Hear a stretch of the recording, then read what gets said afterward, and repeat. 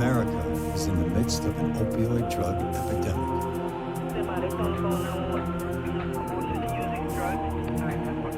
Driven by escalating opioid addiction, drug overdoses are now the leading cause of death among Americans under 50.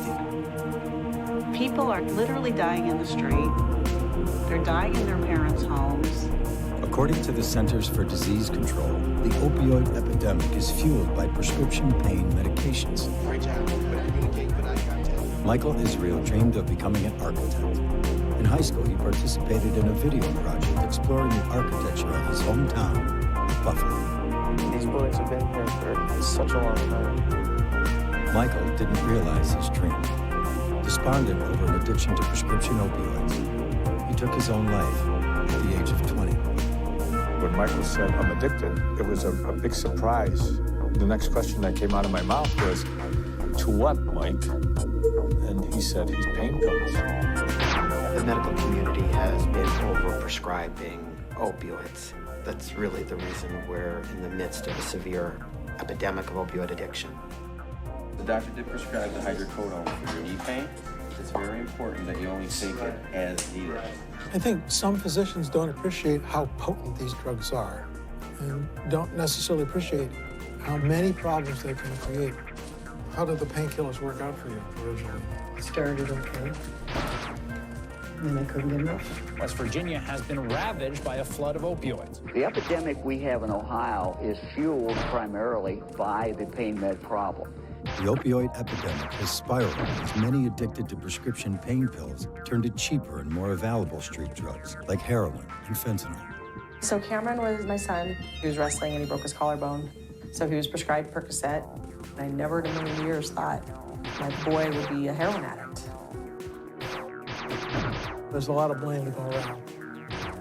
Patient demand, pharmaceutical companies, doctors there easy with a prescription pad, health insurance came in that would pay for all this stuff. I can't imagine anything else that would happen in our community that would be associated with that many deaths. I don't know where the outrage is.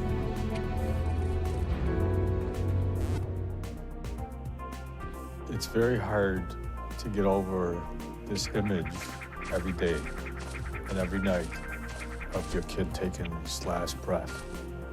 Michael was the child that could put the smile on your face, always. When Michael passed away, we just started questioning, how did this happen and why did it happen? How did Michael get addicted? What happened to Michael? And then you find out we're all ignorant when it comes to addiction. We don't know very much about addiction because we never thought that it would happen to us. According to the Centers for Disease Control and Prevention, the number of drug overdose deaths in America has never been higher. The majority of deaths involve opioids, including popular prescription painkillers like oxycodone and hydrocodone. The problem's huge. The rate of deaths from prescription opiates has been exponentially growing, and that's only the tip of the iceberg in terms of how many people's lives are wrecked because of prescription opiates. It's a huge problem. The most surprising element of this is how it's the legal prescribed painkillers that get people hooked. Our young people see prescription medications as something safe and effective. A doctor has given it, a pharmacy has filled it, so they feel okay about it. Michael's getting everything from our family doctor and 2 other doctors. We didn't know that was all addicting. He was taking his pills as He was prescribed. taking these pills as prescribed. People trust their doctor and they think that the doctor is prescribing things appropriately and monitoring them appropriately, and they think that if the bottle says take it in such a way, that it's perfectly okay to do that. Dr. Richard Blondell is professor and vice chair for addictions at the University of Buffalo and director of the National Center for Physician Training in Addiction Medicine. How did the painkillers work out for you originally? Started okay. Then I couldn't get enough. What happens? Wanted more and more and more. You keep taking more because you think more is going to be better. And the more you take, the worse you get. the worse you get. And the more you want. I think the majority of the time it's this, that doctors are trying to do a good job and fall into a trap and end up contributing to the problem. Was that bothering you when you first got on painkillers? We've overexposed the U.S. population to prescription opioids. Dr. Andrew Kolodny is director of opioid policy research at Brandeis University and founder of Physicians for Responsible Opioid Prescribing.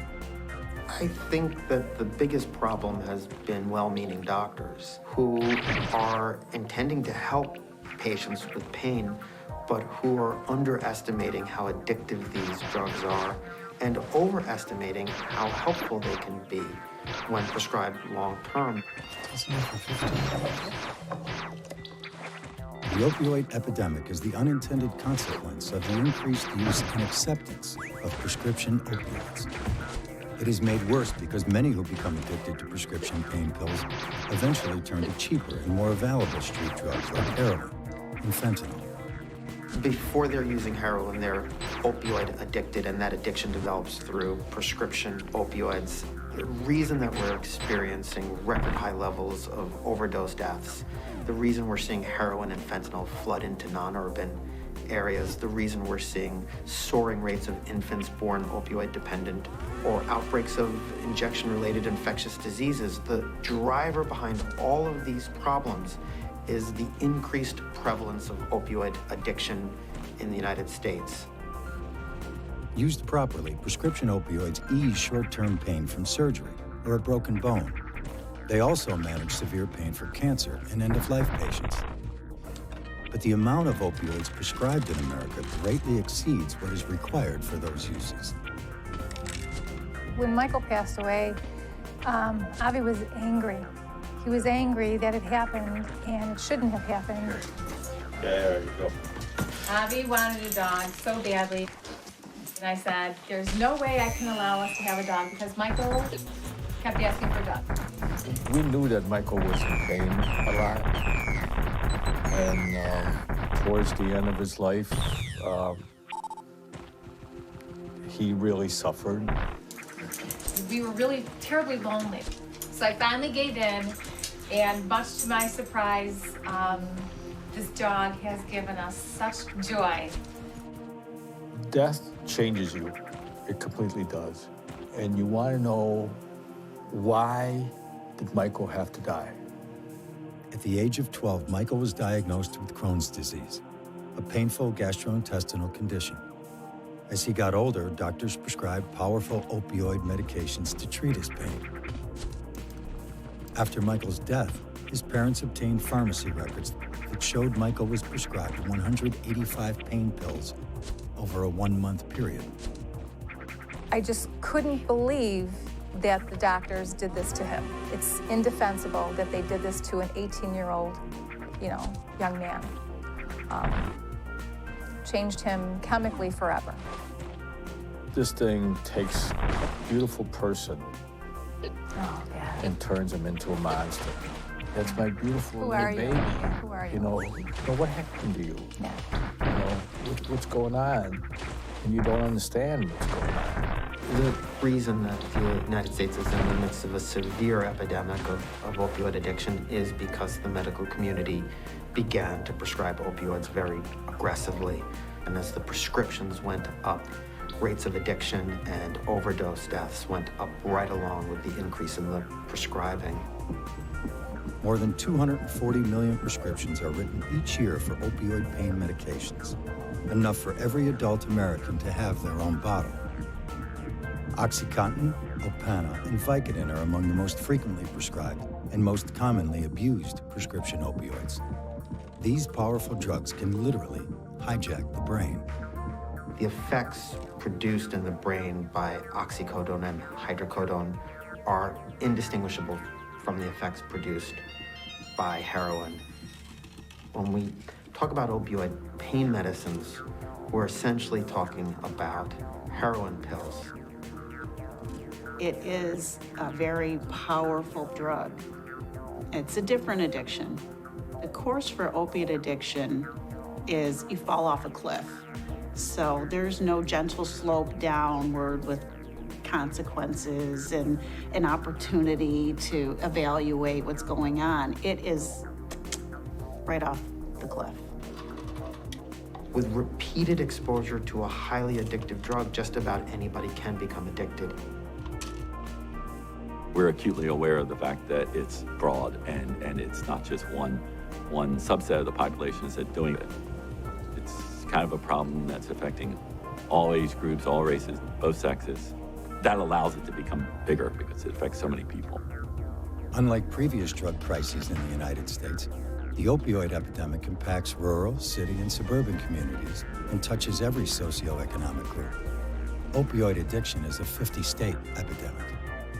Wyoming County is a rural county. population is approximately 23,000. Very tight-knit, hard-working type communities here. The mountains are beautiful here. I mean, the people are genuine and good people. Oceana is a close-knit community. They're still good here, but through the years it's progressively gotten worse, and it is getting worse. West Virginia has been hard hit by opioid addiction. It has one of the highest opioid prescription rates in the country and has one of the highest rates of opioid overdoses and deaths. The majority of our kids are affected by drugs in their immediate family. Good morning. In our career education class, we've The talked majority of about our kids are what do you want to be affected by when you grow drugs. up. We know that we have to meet their basic needs before they'll ever reach out to, English or math. We're going to talk to each other, kind of be a sounding board. What does this career really, consist of? Primarily, we focus on keeping and making our kids feel safe. Got it? And learning does take second to that. If they don't feel safe, how can we expect them to learn? First of all, let me thank you so much for allowing me to come back to beautiful Oceana. Senator Joe Manchin visited Oceana Middle School in 2011 as a newly elected senator. He came to talk about education and jobs, but the middle school students had other things on their mind. So when I came down 5 years ago, that's what we were talking about the jobs opportunities. And then there were some students that wanted to talk to me. They wanted to share the life that they were challenged with, living in an area that become truly overrun by drugs. Chelsea was a 7th grader when she met with Senator Manchin in 2011. He came to our small community, and the conversation led to the problem with drugs in our community. Oceana is a wonderful town, wonderful people, great place to live, but then there's the drug problem. My mom and dad were divorced when I was in the 6th grade, and it was because of drugs. My dad was in a coal mining accident, and he soon after became addicted to painkillers. And he started putting those medicines before us. Chelsea was in the audience when Senator Manchin returned to Oceana Middle School in 2016. The senator was hoping to hear more encouraging stories from a new group of middle school students. He didn't. I think that what is wrong with our community, like the drugs in it, I haven't really seen a change because I don't know how it was like before, but my parents and my grandma and my aunt used to talk how it would be safe at night and you could do whatever you want. You could walk the streets and you wouldn't have to lock your doors and have a doubt about anyone, and now everything is dangerous and you don't want to go outside alone even in the daytime. It's still that way here. You're still seeing that? Yes. My stepdad did him. He beat me and my mom, put a gun to my head's mom and me. What do you want you all to do? He wants you to take drugs too, or he wants your mom to take drugs, or he was just out of control? He wanted my mom to take drugs. She wouldn't do it. And is he gone now? Is he out of your life? He shot himself because of it. After he killed my mom by shooting her up 3 times with Oxycontin. He didn't want a divorce, she did. How old was your mom? 20. I was 5. But to have a child tell you that my mother was shot with a needle with oxycodone, and the first shot killed her, but the guy shot her 2 more times to make sure she was dead. For a little 12-year-old girl to tell you that, now think about it. You've seen the horrific effects it's had on your families. You've seen death in your family at a very young age. No child should go through what you went through. This is life. This is how it is. Many kids don't know anything differently. They don't know that another world exists. To them, this is normal. I took away from that conversation just as another day. I lived that day in, day out from a lot of the cases that we have here. Very sad stories, and I've heard some horrendous stories over the years from this part of the state. you heard their stories. They were worse than ours were for 5 years ago. My story, it's sad, but their stories were devastating. Like it was very upsetting to hear those. It's unbelievable that it's just getting worse. Every day we battle this, the effects of the drugs. We battle the addictions right here in school. They're precious kids, and they all have special qualities. We need to save their lives. We need to. I would just tell them that they had no future. And I don't want to ever have to go through that with myself or my family that I will have in years to come. We don't want this for our children. So maybe, maybe we're not doomed. Children should not have to live like these children have had to live. They didn't ask for it. Teacher Deborah Davis fights the opioid epidemic at school and in the community. We are a faith-based organization. We're a nonprofit, and we were established in 2005 because families had nowhere to go. So how was your group of students? They did really good. So we started helping mothers and wives and children, and it wasn't long till we learned it was the community's problem. Okay, we just got this back from the printers. I focus on what happens if I don't do anything. Take off.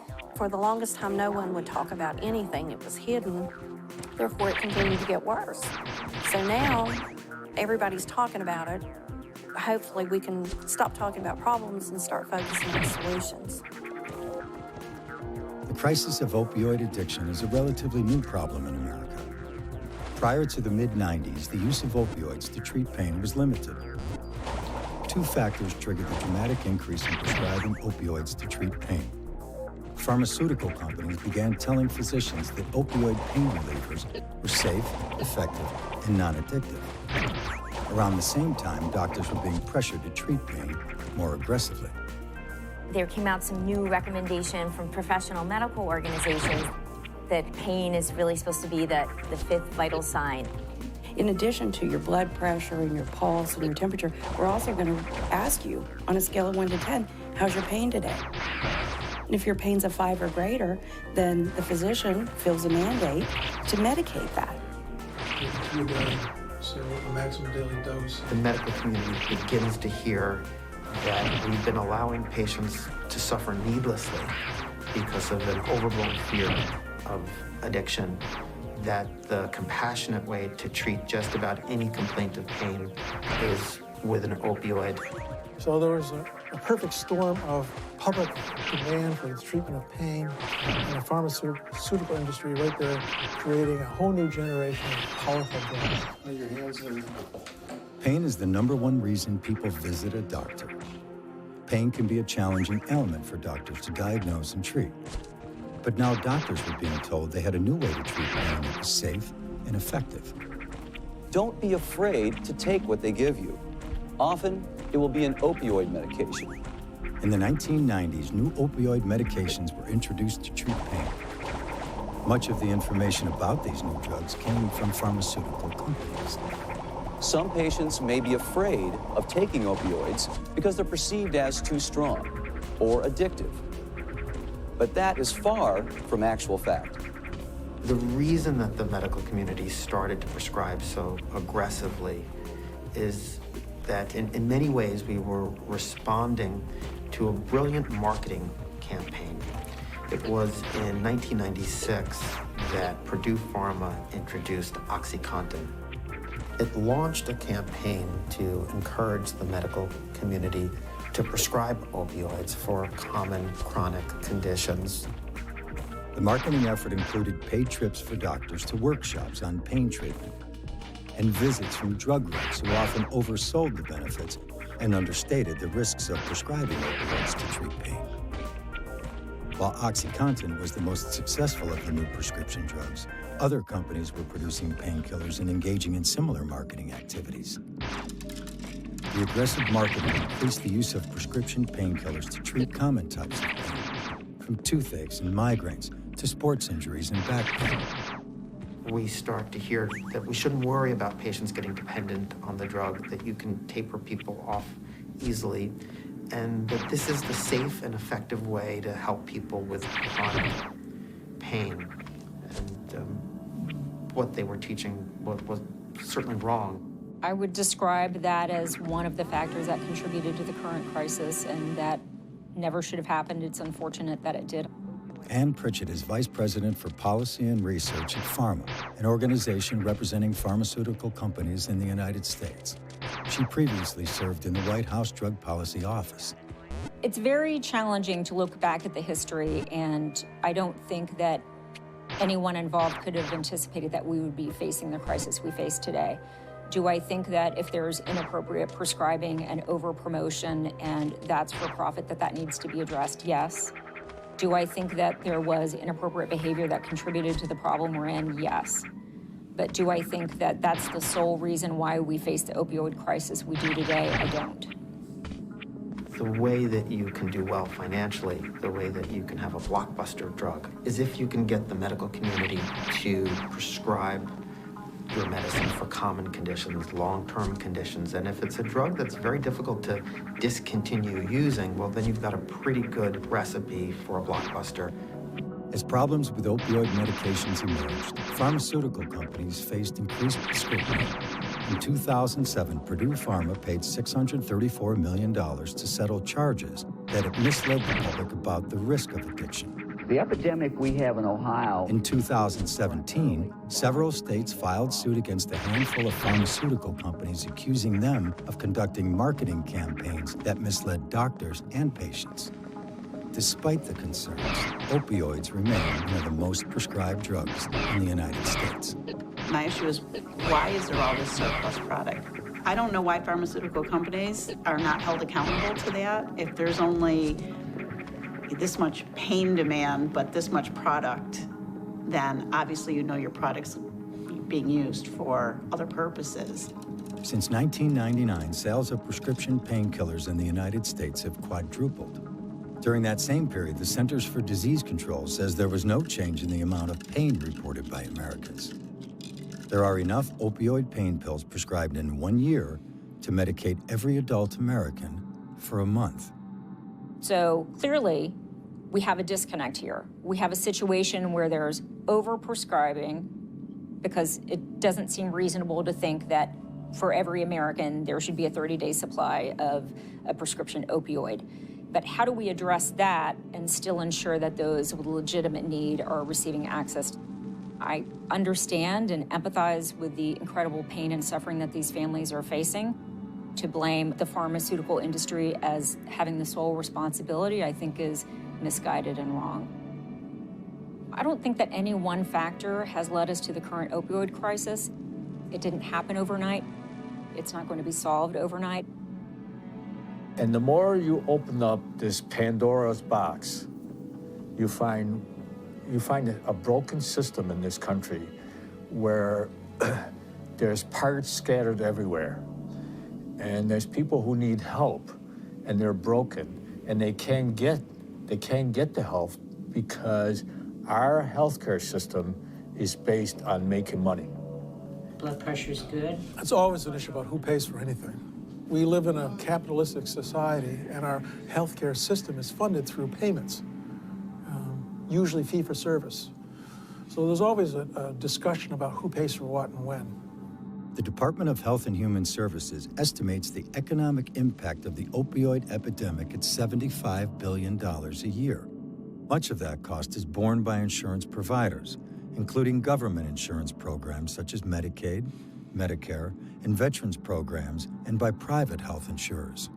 Public and private insurers confront both ends of the opioid epidemic, paying for prescription drugs for pain patients and then paying for treatment when patients become addicted. And we were extremely troubled by all the headlines that everyone has seen about the explosion of opioid abuse in this country. And we were mindful of the fact that often this starts out with prescription drugs. Dr. Harold Paz is Chief Medical Officer for Aetna. He has an extensive career as a physician and healthcare administrator. Because of the addictive properties of these drugs and the fact that they're very effective at eliminating pain, the pendulum swung way out, but at a tremendous cost and in tragic ways. we have to bring it back to the middle. When a physician writes a prescription for a narcotic, we depend on the physician to make the appropriate decisions around, does the patient need a narcotic? So our role is not to sit in the room with the doctor and second guess those decisions. But what we can do is look at the overarching patterns that exist. Health insurers collect information about the prescribing patterns of doctors. Aetna initiated a program to contact physicians about their opioid prescribing. We really wanted to focus on physicians that are writing a lot of prescriptions for opioids. We started with the top 1%, and we said to the doctors, based on this data, based on the CDC recommendations, you are an opioid super prescriber. Along with the letter, Aetna provided a checklist for doctors to use when prescribing opioids. But some question whether letters are enough to address the problem. We expect that our physicians are going to be well-trained, they're going to practice appropriately and professionally and ethically, and if they aren't, we have in our communities and in our states the mechanisms to identify that and make sure that those problems are corrected. Patients and prescribers really need to understand that opioids are highly addictive. It doesn't mean that they should never prescribe it or that the patient should never take it. It means we have to be very careful with these drugs. We have to avoid using them when we can. And for many types of pain, we can avoid opioids. We have alternative treatments. I'm treating the tissue in your neck and around your head. Helps relax this area, help with pain too, okay? Okay. In 2016, the Centers for Disease Control created the first national guidelines for prescribing opioids for chronic pain. A key recommendation encouraged doctors to use non-opioid approaches to treat most pain. But changing doctor and patient reliance on prescription painkillers is challenging. I have a solution that will make this whole problem go away.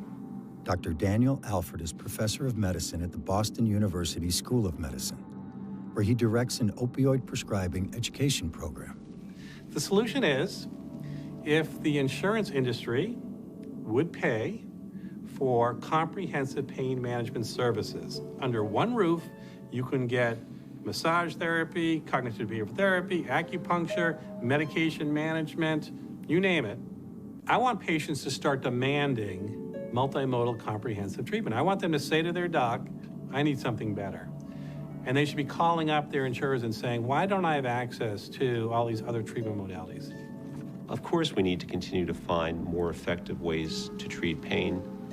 And we certainly support every physician that wants to provide an alternative to narcotics. Our problem is with other therapies, alternative therapies, that are not clinically proven. Until they are, we're not going to cover it because we don't have a basis upon which to say it makes sense to cover it. What we have to look for are clinical studies that prove efficacy. Some alternative treatments are covered by insurance, but coverage varies from company to company and state to state. Insurers face pressure to pay for pain medications, but are also challenged to control overprescribing. The truth is, most insurance companies will pay for physical therapy and some of these alternative treatments, but the easiest thing for a primary care doctor to do is write a prescription. If I've got 10 minutes to spend with you and you're complaining of pain, writing the prescription can be the ticket to getting you out of the office quickly so I can see my next patient. Squeeze the shoulder blades together and reach the elbows back. It's a whole lot easier for me to prescribe a medication than it is for me to get a patient into physical therapy, into acupuncture, into cognitive behavioral therapy, and all the other treatments that have been shown to be effective in treating chronic pain. We still have a long way to go. Does that feel okay? Good. Good job. Awesome. It is a daunting task to get doctors and patients to turn away from prescription drugs as the first step for treating pain. What's important is that 100 million Americans are suffering from chronic pain. So we really need to screen patients better for addiction, decrease the amount of opiates that we're prescribing, and find non-pharmacologic approaches to take care of our patients with chronic pain. It's very, very challenging. At the University of New Mexico Pain Center, an interdisciplinary team works to manage pain, improve quality of life, and reduce use of prescription opioids. When you integrate care, right? When you provide as many things as you can under one roof, the outcomes are better. This interdisciplinary approach really offers that patient a co-located home where they can go and receive services all at once. It also allows the clinicians to be able to talk all together about that patient. If I can see a patient for the first time and I can tell them that their pain is real, I believe their story, they're being heard, and we have a team. I'd love to hear about your pain story. Would you tell me how you developed chronic pain? I had a lot of pain when I was working. I was a veterinary technician. I gotcha. And I worked in a clinic at a zoo. I've had pain for a really, really long time. I'm almost 70 now, and I've been retired for about a year. It's very important to realize that there is an older group that's become opioid addicted as well. These are people in their 40s, 50s, 60s, 70s, and 80s. The older group is developing their opioid addiction almost entirely through medical use, usually opioids prescribed for a chronic pain problem. I wanted to continue taking the opioids because they were the only thing that helped. The goal of the interdisciplinary team is to reduce reliance on opioid medications. Dr. Dole has been really helpful in that respect because he changes the medication. He changes it from one type of opioid to a different type? Yes. And in doing that, I'm able to take less than I was overall. It's that communication that's ultimately going to lead to better patient outcomes. And I think that's what we're doing, which is so heartening. The interdisciplinary approach to pain management is fairly new and is more expensive than traditional pain management. It takes money. We don't get reimbursed for some of our services, but I really do think that we have shown that we have a really good return on investment, and the patients are happier because they feel like they're being seen by a whole team, and they don't really need just that one opiate. I'll make that appointment for you. Okay. How does that sound? Sounds wonderful. I think you're doing great, Susan. Every time I or one of my colleagues writes a story on the opioid epidemic, we get responses from families, fathers, mothers who have buried children a week earlier, and they want to sit down and talk with us. And sadly, it's the same story. It's the same tragic set of circumstances, except for the names and faces. There's just no end to these stories. In my job, you deal with a lot of people who suffer losses. And there are people who lose a loved one and they cannot move on. There are people who lose a loved one and turn around and say, what can I do? That's what Jennifer was doing. So Cameron was my son. He passed away 5 years ago of a heroin overdose. I never in a million years thought that, my boy would be a heroin addict. So like I said before, and I'll say it again, I love life. I love all of its fights. Cameron was a student and athlete at one of the top high schools in Albuquerque, New Mexico. He was wrestling and he broke his collarbone and he had to have surgery. So he was prescribed Percocet. He was injured about 3 months later again in a football injury and broke his other collarbone. And he didn't require surgery the second time, but they gave him more painkillers the second time. You're given 30 pills by a doctor and you think that they need to take all 30 of them because otherwise why would they give you so many? It didn't even cross my mind that it was something that was dangerous or addictive or anything like that. It's fairly typical kids would get injured, whether they were in wrestling, football, gymnastics. Suddenly they're on a road and it's a fast track and it doesn't take very long. Cameron's road to heroin addiction was paved with prescription painkillers. Eventually, he turned to cheaper and more readily available street drugs. Nearly half of people who use heroin were first addicted to prescription painkillers. That wasn't his, goal in life, to get addicted to opiates and then move on to heroin. I didn't even know that opioids and heroin were related. It's not that there are young people out there who are deciding one day that heroin sounds like a fun drug to try. Before they're using heroin, they're opioid addicted, and that addiction develops through prescription opioids. The pills are very expensive on the black market. They switch because it's much less expensive. We've seen overdose deaths in that group rise very rapidly because the heroin supply has become more dangerous. It has fentanyl in it now. The migration from prescription pain pills to heroin has changed the demographics of drug addiction in America. While heroin use has increased in most socioeconomic groups, some of the greatest increases are in demographic groups with historically low rates of heroin use.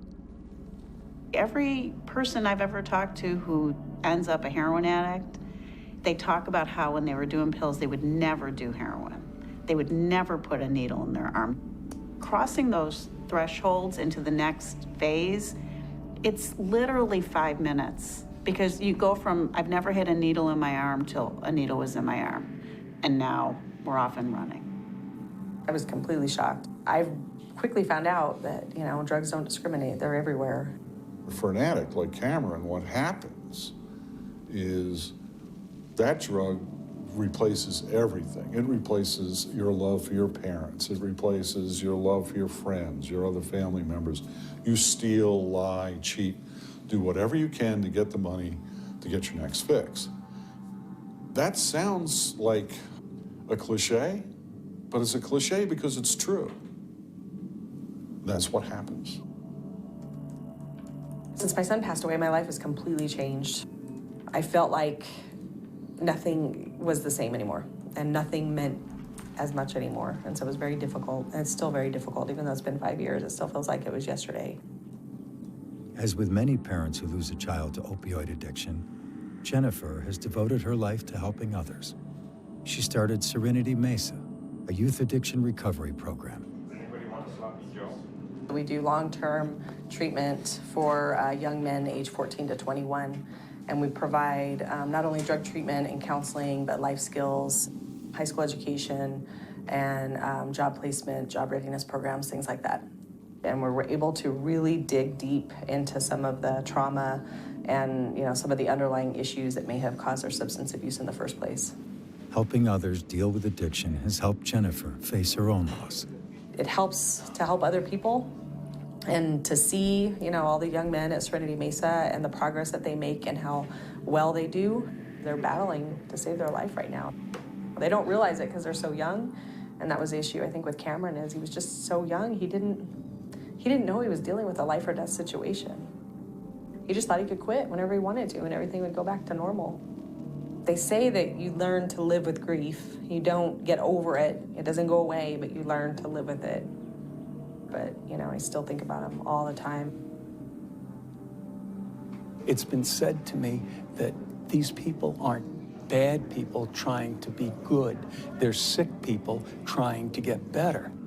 With the opiate population, it's different in the fact that a lot of times they don't see this train coming down the tracks. It's an injury, it's a surgery, and oftentimes that's where it starts. Hey, Bill. How are you? Good. Nice to see you again. Yeah, so it's been, 2 weeks now? I was 15 years old and I had a tumor in my spine. Spent a week in the hospital. They sent me home with a bunch of medication. I ended up being addicted to opiates. I gave up. I didn't care what happened to me. It's a pretty horrible feeling when you don't really care if you live or die. Okay, so what's up for this week? What do you have planned? My son loves dinosaurs, so I think this weekend we're gonna go to a fossil museum. Should be fun. I'm excited.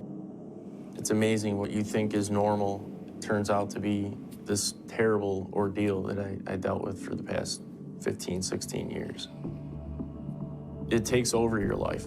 It's sickening to even think of the things that I've done and the people that I've hurt, and just not to even care at the time what was going on. I think deep down, every addict has a desire to not be living that life anymore. I think that desire has to be strong enough to want to change, to outweigh the draw, the pull from that part of the brain that's been sort of hijacked by the addiction. Opioids are one of the toughest addictions to break. Opioids produce an addictive euphoria that alters the chemistry of the brain. According to the National Institute on Drug Abuse, treatment programs that focus only on abstinence do not result in long-term recovery. The reality is there's no fix, there's no cure for this disease. There's a lot of work involved in this. It's not just a quick fix or a miracle cure. There's not a magic bullet out here. We don't have a one and out. Well, come in and we'll save you and you're going to be all good. It's a long and difficult road. Opioid addiction is a chronic disease, like diabetes or heart disease. All need to be managed for a lifetime. Treatment for addiction typically includes some form of individual or group therapy. What you become when you're getting high is not who you are. You know who you are, sitting in this chair today, fighting, struggling with the courage, the faith, and the hope that tomorrow could be a better day. The disease can be arrested. You know, you can lock it up and lock it up forever, you know, and as long as you don't put that key in the lock and turn it and let it loose, you can be free from the horrors of addiction. Things got really rough for me before they ever seemed like they were going to get better. I can remember one time I was working with a family, and the day the young man was to leave our facility, the mother thanked me. She said, "Thank you for curing my son." And I said, "I'm sorry, there's really no cure. This is a daily reprieve contingent upon what your son is going to do moving forward." It's hard as hell to bring yourself to a program like this, to do something, to really change your life and get outside of your comfort zone. Treatment must address changes to the brain caused by opioid addiction. Medication-assisted treatment is a proven effective treatment for individuals with opioid use disorder. Use of medications helps to wean the brain off opioids and improve outcomes for addicted patients. One of the most effective treatments is a medicine called Suboxone or buprenorphine. It will control people's cravings and it reduces the risk that they're going to die of an overdose. Opioid replacement with buprenorphine is one of those things that for many people is a game changer. While medication-assisted treatment improves the chances for recovery, there is a lingering issue of why treatment for opioid addiction often fails. Oftentimes, it's not just one treatment, it's multiple treatments. And that's where I think the frustration comes in, where people think that, you know, recovery doesn't work. You know, it's fruitless. It's just not going to happen. You know, my loved one's been through this 3, 4, 5 times. Once somebody becomes addicted to opioids, it's a lifelong problem. They're not going to get better by checking into a rehab for 30 days or getting detoxed. The treatment is generally going to be very long. What we need to do is look at addiction as a continuum. Treatment doesn't end at 1 year, doesn't end at 2 years. I think what we're faced constantly is families, friends, employers that think that a stint in a rehab for a month means potential success. But for the most part, people will have lapses. Because information about treatment is not well documented, it is hard to know how many people relapse. But relapse does not mean failure. You go into treatment and it doesn't fix you. And you're going to have people who fall off the wagon. And, you know, but the thing is not to condemn the kid, is to say, okay, we need to start all over again. We have to prepare people for a relapse better because it is likely. That's what the research tells us. That's what we see on the ground. And families, people need to be prepared for that.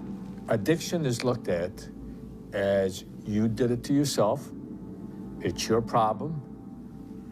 Pick yourself up by your boots, pull your socks up, and go take care of yourself. It doesn't work like that. It doesn't work like that at all. Is everybody excited about getting going here today? Yeah, all right, let's do this. One of our most popular classes are cycling or spin, as people know it. Treatment goes beyond dealing with the power of the addiction to help patients reconnect to seemingly ordinary activities. Pick up your pace a little bit. It not only helps with your fitness, improve fitness, but it also improves your mood, which will then, they'll feel better about themselves, they'll have better confidence in themselves, because they are very broken when they first come into us. It's not hopeless, but because it's not an easily resolved problem, they're scared out of their minds. It took me to get hope in myself that I could do this before I could even really make any actions toward recovery. You walk around here and you talk to the people that are here, and for this point in time, they have a chance. The challenge for many is finding access to treatment. The National Institute on Drug Abuse estimates fewer than 12% of Americans suffering from substance use disorders receive treatment. For many, the stigma associated with opioid and heroin addiction gets in the way of treatment. But when you talk about addiction, sometimes that triggers responses based on prejudice and ignorance. So there are some who might think that it's not a medical problem at all. It's just a moral character defect.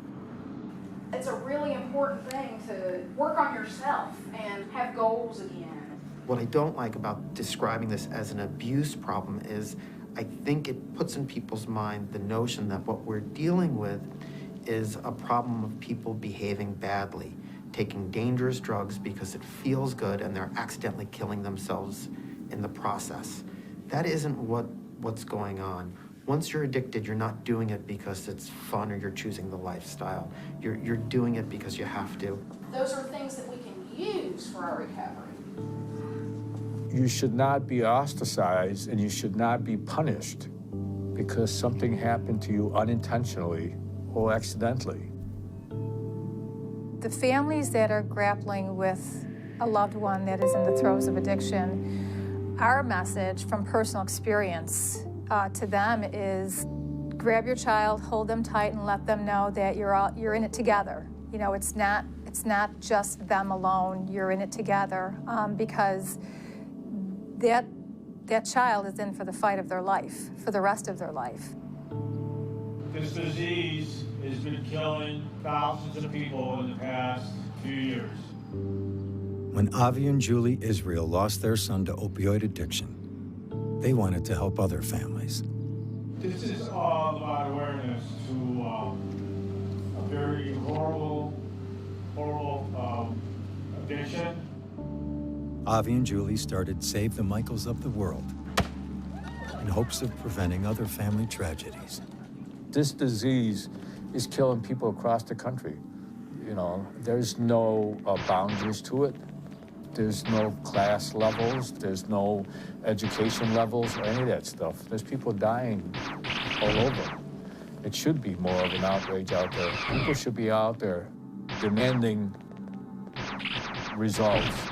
I think there's not more outrage because the people that are not affected don't think it's going to happen to them, which, you know, that's a false sense of security because, you know what, you are one car accident, one surgery, one wisdom tooth, one sports injury away from the disease of addiction, because that's how fast it can happen to your family. There is a growing outrage. Not enough. Maybe we might have been in a better place right now if there had been more outrage early on. And so now we're reaping the consequences of what we have sown, and now we're trying to undo some of that stuff. And it's a lot easier to do it than it is to undo it. There are small signs of progress in combating the opioid epidemic. The Centers for Disease Control reports opioid prescribing peaked in 2010 and decreased each year through 2015. Experts say the drop is a sign the culture of overprescribing is changing. But fewer prescriptions have not resulted in a drop in opioid addiction and death. There are no easy solutions to the opioid epidemic. While treatment is essential, any long-term approach must focus on prevention. If we had the right education and people were motivated the right way, they wouldn't get this disease in the first place. So there's a great amount of hope if we shift our thinking about our approach to this disease and shift more towards prevention and early identification.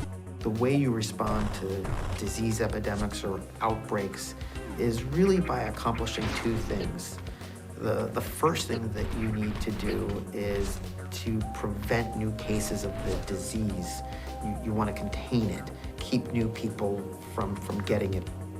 And the other thing that you need to do is you need to treat the people who have the disease so they don't die from it. That's really going to be the only way we can bring down overdose deaths in the short term. I would start with a massive educational campaign, the same kind of educational campaign and awareness that they did for any other new kind of emerging disease. So now we have to start thinking about educating our children better, about educating doctors better, about educating parents better, about educating our public health officials better, about educating our politicians better. All of those people have to come together to really affect a strategy of prevention. Well, I believe that we need to educate at a much younger age than we do now. But again, because of the disease of denial, many folks are going to say, well, we don't need that in my town. We don't need that in my school. That's for down the road. But the problem is, down the road is right in your locale. We've got to fix this. And it's going to take some big-time solutions here. This is not going to be something where you put up a couple of billboards and it's all going to get better. People want it all fixed next month. You know, here's the problem, now at 5 o'clock, solution, film at 11. It ain't going to happen.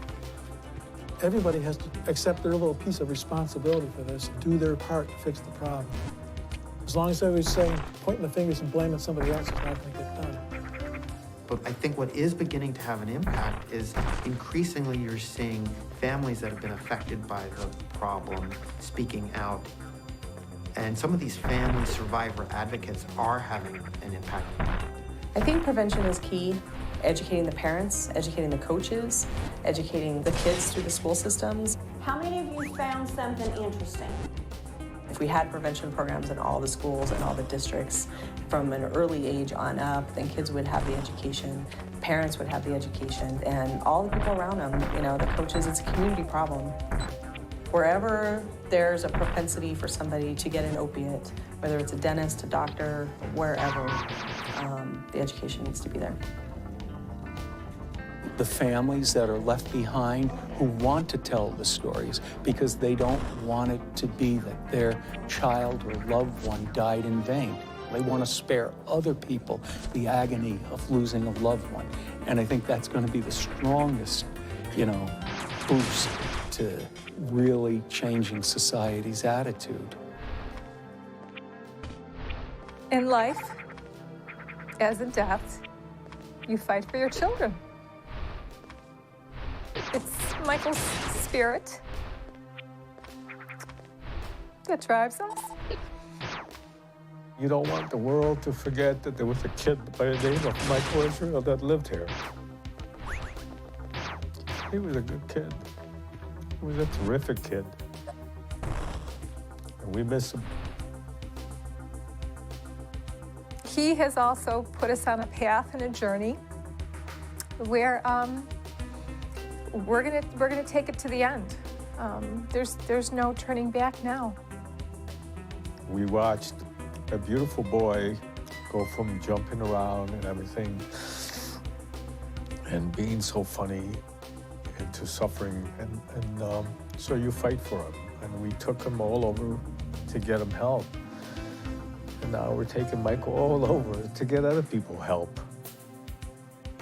When we first started talking about this, we were like a little flickering candle. And now we have like a flashlight beam. It's still not daylight out there. We still got a long way to go. It's moving in the right direction. And unfortunately, it's taken a lot of death to get this movement. And it's going to take more death before this stops. I see tragedies for sure, but I also see successes. And that's where the hope comes. Because it doesn't have to be like this. Our society doesn't have to be riddled with addiction. We don't have to pick up the paper and read about all these kids that overdose every day. We don't have to do that. We can do better. We know how to do this. It's just getting the will to do it. That's the hard part.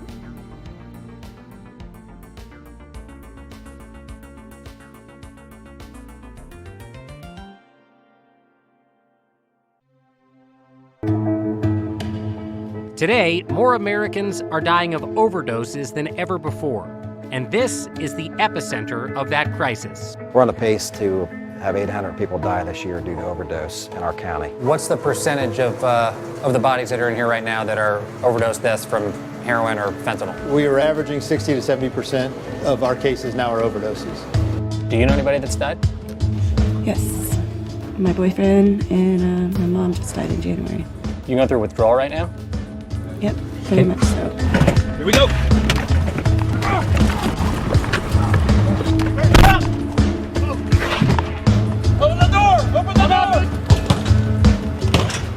Do you guys mind explaining to me why we gotta put these masks on? The short answer is if you breathe it in, you could die. You said you have a nickname for this street. Morgue Avenue. Morgue Avenue. It's not Morgan, honey, it's Morgue. You literally just walked in to cash a check, and by the time you came back, your brother had gone and come back and got in an accident and then told the paramedic that he was on fentanyl. Yeah. What's it like to go through this? Hell. Hell. Every day it is hell.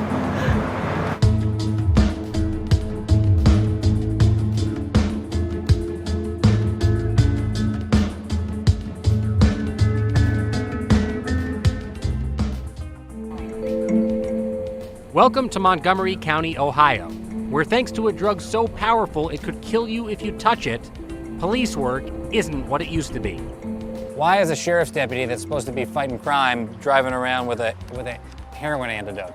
We don't have enough EMS units for the overdoses. When we first started doing this, it was 1 every 2 weeks, and then it gradually worked its way into 1 every week, and now we're into 3, 4, 5 a day. I could probably look on my computer right now and there'd be 3 or 4 overdoses on there right now, somewhere within this county. It didn't take very long. The deputy said that there was a car accident here. You can obviously see that with the minivan here and the pickup truck. And they took one person out of the vehicle who they say had a 1,000-yard stare, was out of it. And so now he's in the back of the ambulance here. He's my brother. Okay. We just lost our dad to an overdose. You lost your dad to Yes. an overdose? I come outside and there's an accident. Okay. And then another officer comes up and tells me that he said that he took 2 caps of fentanyl. Fentanyl, okay. Okay. And I don't know I wasn't even in the car when it happened. Do you use yourself? No, not Nothing. at all. Anybody else in your family hooked on heroin or fentanyl? Brother. How many brothers you got? 3. 3?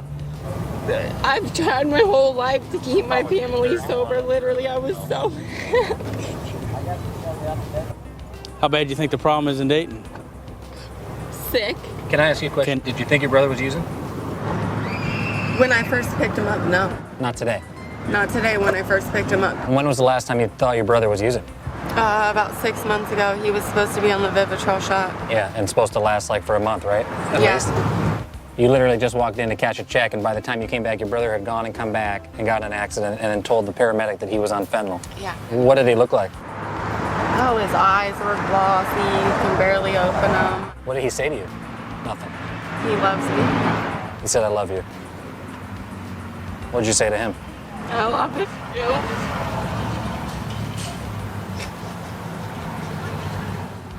What's it like to go through this? Hell. Hell. Every day it is hell. Traditionally, opioids like heroin are made from opium poppies. But what's ravaging this community is made in a laboratory. Over the past 2 years, fentanyl, a synthetic opioid that can be thousands of times stronger than heroin, has been flooding into places like here, Montgomery County, Ohio, where the overdose death rate has been skyrocketing.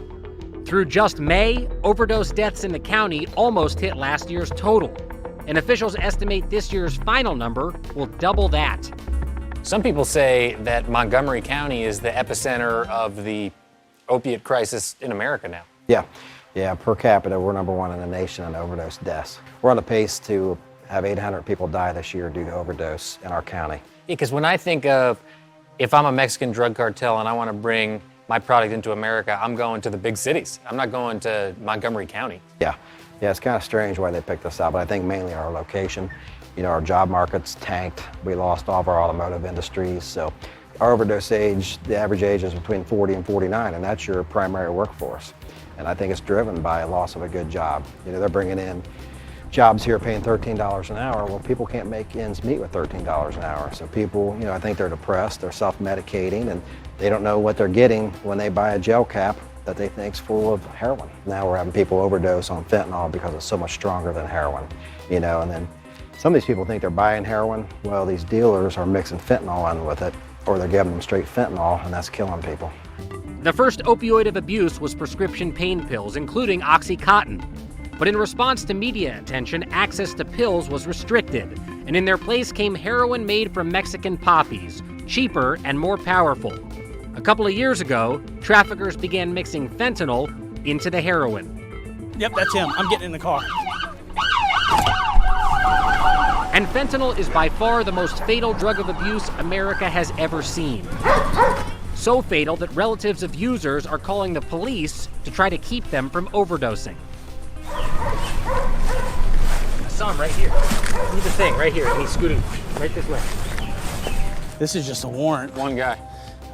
Who the complainant told us he was using heroin at the time and would like us to come and arrest him on the open warrants to keep him from overdosing. They thought he got away, and as we were leaving, we saw him run through the backyard again, and now everybody's on the hunt. All of this for a guy they suspect of having needles on him. Problem is, he could be in any of these vacant houses. And that's the thing. This is a neighborhood filled with abandoned homes. Yeah. So you live around here? Mm-hmm. You said you have a nickname for this street. Morgue Avenue. Morgue Avenue. It's not Morgan, honey. It's Morgue. Which houses have people died in? What houses have they not died in? Really?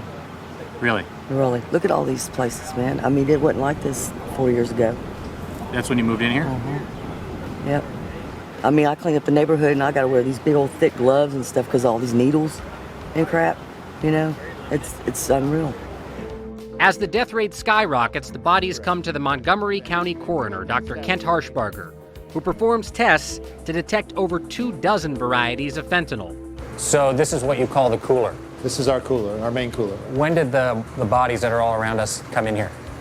Over the last probably 24 to 48 hours. And every day, bodies are cycling through here? Correct. These trays will mostly be full by tonight. What's the percentage of the bodies that are in here right now that are overdose deaths from heroin or fentanyl? We were averaging 60 to 70% of our cases now are overdoses. So 70% of the people that are in this room died probably of fentanyl? Correct. That's correct. If you could extrapolate from the numbers that you see here in Montgomery County, how many people across Ohio are going to be killed by fentanyl this year? For our system, we cover about a fifth of the state of Ohio, and we're estimating about 2,000 overdoses this year. If that continues, so that's about 10,000 for the state or more. 10,000 for the state? For the whole state. And that sounds like a national number, 10,000 overdose deaths from fentanyl. Correct. Our last number for 2016, Ohio was estimating 4,000 overdoses, and I believe we'll at least double that, if not 2.5 times more this year, if this trend continues. I just saw a doctor walk out of the autopsy room towards the cooler and do this. Like, what is that about? All right, well, that's probably his fourth case today. Fourth case of the day? Of the day, yeah. We're all tired. When you think about the fact that there will be, by the end of the year, 12,000 people who have died from fentanyl in Ohio, how is that not a mass casualty event? That is multiples of 9/11. Oh, it is a mass casualty event. And actually, with my friends in Cuyahoga County, we've actually been trying to put some pressure on the state officials to declare a health emergency. This is no different than some kind of mass casualty event in any other form. It's just a medical event. A medical emergency? I believe so. It needs to be recognized that way to bring some federal assets to help us. Coming up, the face of addiction. If any of your family or your friends catch this on TV, what do you want them to know? That I love him. And I'm sorry.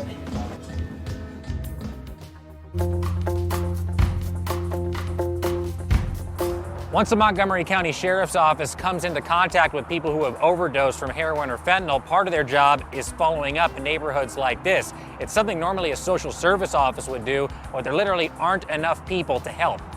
Why are you knocking on people's doors after they overdose? Well, we're the heroin capital of the world, and He doesn't want you having his house on. Get down the road, dude. hey, Nicholas. Okay, there's other neighbors out here. I tried to come over here. That's all the more reason. And you can't yell like that. I'll do whatever I please, right? Can I talk to you for a minute? We're just trying to give him some services. We know that he overdosed on heroin last week, and we're just trying to get him some help. We're not here to be mean to him. We're just trying to help him deal with his addiction so that he's not another statistic. So we don't come back here and have to take him away in a body bag. Another recent overdose victim was just around the block.